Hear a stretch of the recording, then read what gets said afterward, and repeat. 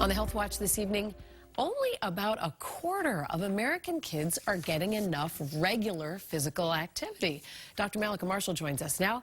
The American Academy of Pediatrics has issued actual recommendations to pediatricians on how to get kids moving. I know. I feel like we talk about this a lot. And so yes, they're coming out with some formal recommendations. I mean, first of all, kids and teens should get about an hour of physical activity every single day, but most are falling way short of that goal, particularly minority children, children who live in rural and urban areas, teen girls, interestingly, as well as children with special health needs. So the group is asking pediatricians to screen children for levels of physical activity at every well visit, to work with their caregivers to sort of set realistic strategies on getting them more active, especially the whole family, so that caregivers can model good behavior as well, and to write physical prescriptions for exercise, because sometimes if parents get a piece of paper that says your child should exercise an hour a day, they'll do it. They're more likely to do it. Can you imagine doing that, writing that prescription? I can. I haven't done it because I do urgent care, so we don't always talk about those things, but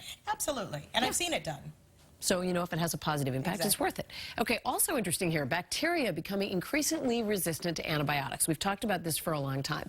But using artificial intelligence, local scientists have actually developed a new, powerful antibiotic. So, explain, there have been a few drugs that have been developed over the years, but this is different. Yeah, not a lot of drugs, unfortunately. There isn't a lot in the pipeline, and that's because it's incredibly costly and it's time-consuming. So, of course, leave it to MIT scientists. They actually trained a computer to screen thousands of chemical compounds for their ability to kill bacteria without really hurting human cells or not being particularly toxic.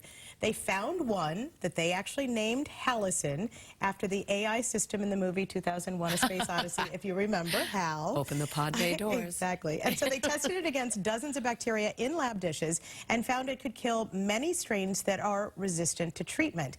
They then used it on mice. They used it in an ointment form to clear an infection by a bacteria that really is resistant to all antibiotics out there, and it got rid of it in 24 hours. So they're hoping to work with a pharmaceutical company or a nonprofit to try to make the antibiotic available to humans at some point. But in the meantime, like, if we could just use antibiotics a little bit less. Exactly. I know it's be in the same. Easier said than done. Exactly. All right. Doctor, thank you. You're welcome.